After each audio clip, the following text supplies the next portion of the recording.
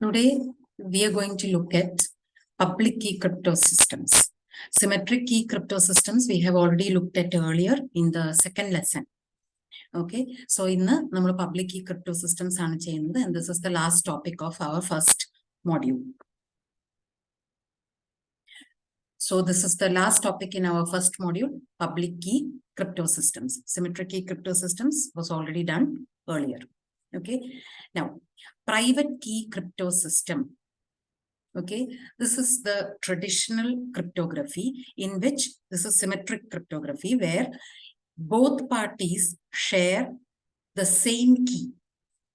Okay, appo nammade veedu inde front door etra peru thorakkanamennundeyilum ore key upayogichana thorakkanayittu pattathollu. That is like symmetric key. Otta private key aanu namakku ullu. Okay, but in the case of public key cryptography, ബാങ്കിന്റെ locker നിങ്ങൾ പോയിട്ടുണ്ടെങ്കിൽ നിങ്ങൾക്ക് അറിയാം, രണ്ട് key ഉണ്ട്. ഒരെണ്ണം നമ്മുടെ locker ആരുടെയാണോ അത് നമ്മുടെ കയ്യിലിരിക്കുന്നത് നമ്മുടെ പ്രൈവറ്റ് കീയാണ്. ആൻഡ് ബാങ്കിന്റെ കയ്യിലിരിക്കുന്നത് പബ്ലിക് കീയാണ്. So in the case of public key cryptography similar to this bank locker mode, there is a public key and a private key. Public key is not a secret.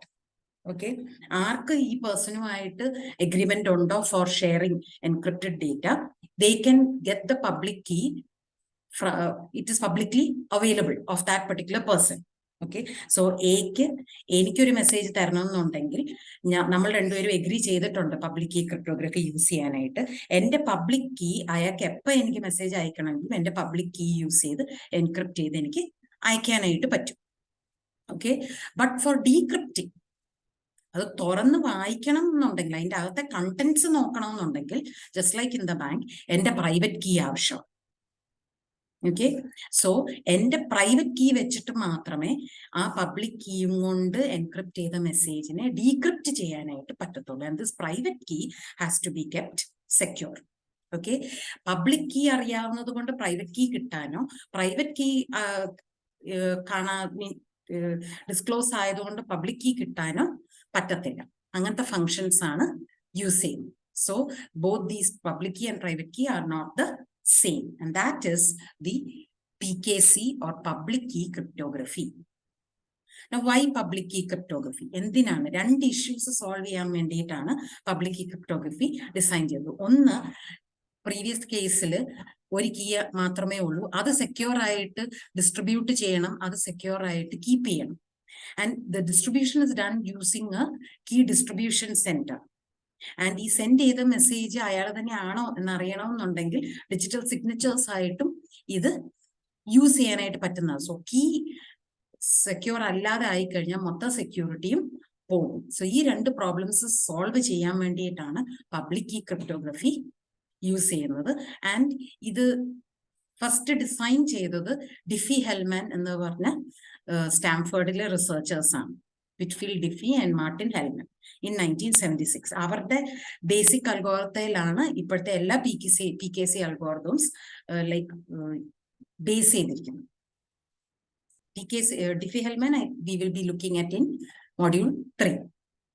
Okay, ഇനി public key അല്ലെങ്കിൽ 2 key അല്ലെങ്കിൽ asymmetric cryptography has got 2 keys. ഞാൻ നേരത്തെ പറഞ്ഞതുപോലെ ഒന്ന് public key ആണ്, and it is known by anybody who wants to encrypt a message and send it to.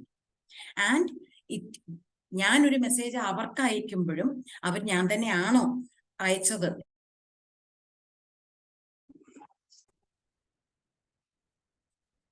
Okay, so if ഞാനൊരു message അവർക്ക് അയക്കുമ്പോഴും ആ പബ്ലിക് കീ യൂസ് ചെയ്തിട്ടാണ് ഡിജിറ്റൽ എന്റെ സിഗ്നേച്ചർ വെരിഫൈ ചെയ്യുന്നത്. I will encrypt it using my private key, they will use my public key to check whether the message is actually from me. Okay, and private key എന്തിനു വേണ്ടിയിട്ട് sign ചെയ്യാനും ഒരു message sign ചെയ്ത് അയക്കാനും കിട്ടുന്ന messages decrypt ചെയ്യാനും വേണ്ടിയിട്ടാണ് private key use ചെയ്യുന്നത്. Okay, so this is asymmetric. Those who encrypt messages or verify signatures cannot decrypt or create signatures. അപ്പൊ എന്റെ സിഗ്നേച്ചറോ എന്റെ മെസ്സേജ് ഡീക്രിപ്റ്റ് ചെയ്യാനോ പബ്ലിക് കീ ഉള്ള ആൾക്ക് പറ്റത്തില്ല. Okay, so this is the basic structure. Encryption ചെയ്യുമ്പോൾ if Alice wants to send a message to whoever, Bob. Okay, Allison ആണ് Bob message അയക്കുന്നത്. So this is Alice. The sender is Bob and the receiver is Alice. So Bob's public key ringil ഒത്തിരി പേർക്ക് ഉള്ള agreement ഉണ്ട്. He wants to send a message to Alice. So he takes the public key of Alice, encrypts it using the public key algorithm. So ഇവിടെ RSA algorithm ആണ് use ചെയ്തിരിക്കുന്നത്. We will look at that later. എന്നിട്ട് encrypt ചെയ്തിട്ട് ഇങ്ങോട്ട് അയക്കും. ഇത് കിട്ടി കഴിയുമ്പം Alice uses her private key to decrypt the message and read the plain text. Okay, now what are the characteristics? Public key algorithms rely on the two key system, where it is computationally, ഞാൻ പറഞ്ഞു public key നിന്നും private key നിന്നും public key കിട്ടാനായിട്ട് പറ്റത്തില്ല. It is computationally infeasible. It takes a long time to break the code, to find the decryption key, knowing only the algorithm and the encryption key. Okay, and it is computationally easy to encrypt or decrypt messages with the relevant key. Correct ആയിട്ടുള്ള public കീയും private കീയും ഉണ്ടെങ്കിൽ എൻക്രിപ്ഷനും ഡീക്രിപ്ഷനും ഈസിയാണ്. പക്ഷെ correct ആയിട്ടുള്ള key ഇല്ലെങ്കിൽ ഉള്ള കീയിൽ നിന്നും മറ്റേതിനെ ഡീക്രിപ്റ്റ് ചെയ്തെടുക്കാനായിട്ട് പറ്റത്തില്ല.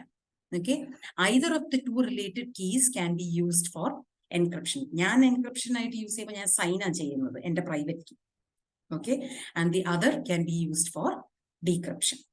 Okay, now public key cryptosystems in the basic structure. There's a source A and a destination B. Each source A has got a key pair source. അയാളുടെ എയുടെ കയ്യിൽ ബിയുടെ പബ്ലിക് കീയും ഉണ്ടാവും, സ്വന്തം പ്രൈവറ്റ് കീയും ഉണ്ടാവും. അതേപോലെ ബിയുടെ കയ്യിൽ സ്വന്തം പ്രൈവറ്റ് കീയും ഉണ്ടാവും, എയുടെ പബ്ലിക് കീയും ഉണ്ടാവും. Okay, so you can see over here, ഈ key pair source private keyയും public keyയും generate ചെയ്തിട്ട് public key ബിക്ക് കൊടുക്കും, എയുടെ പ്രൈവറ്റ് കീ എക്ക് തന്നെ കൊടുക്കും. അതേപോലെ ബിയുടെ പബ്ലിക് കീ എക്ക് കൊടുത്തിട്ട് പ്രൈവറ്റ് കീ ബിക്ക് കൊടുക്കും. അത് കഴിഞ്ഞിട്ട് നേരത്തെ പറഞ്ഞ പോലെ if A wants to send a message to B, he will use B's public key to encrypt and send the message, and B will use his private key to decrypt it. If B wants to send a message to A, he will use A's public key to encrypt the message, and A can use his private key to decrypt it and read it. Now, if a message is being sent for just to verify authentication, then he will be using his private key for the signature, and A can verify whether the message was actually sent by B. Okay, now public key applications മൂന്ന് കാറ്റഗറിയിൽ വരുന്നു. നേരത്തെ പറഞ്ഞ പോലെ എൻക്രിപ്ഷനും ഡീക്രിപ്ഷനും, digital സിഗ്നേച്ചേഴ്സും and key exchange. We will be third module we will see ഈ കീ എന്ന് പറയുന്നത് ജനറേറ്റ് ചെയ്തിട്ട് അങ്ങോട്ട് അയക്കുന്നതിന് പകരമായിട്ട് there are other things. Actual key അയക്കുന്നതിന് പകരം the value which can be used to generate a key can be sent to the public key application. So key exchange ന് വേണ്ടിയും ഈ algorithms, public key algorithms use ചെയ്യാറുണ്ട്. Okay, some of the algorithms does all the three, but others might do one or two.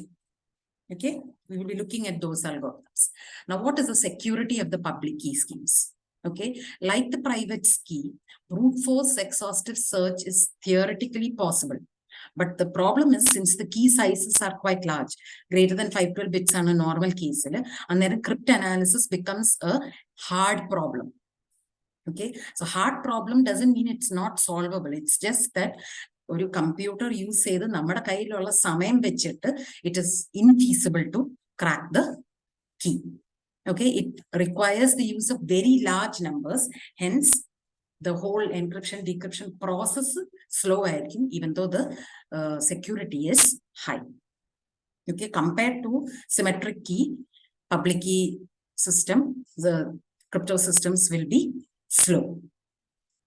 Okay, and with this we have ended the first module. If you have any doubts, feel free to contact me, and don't forget to like and subscribe. Bye.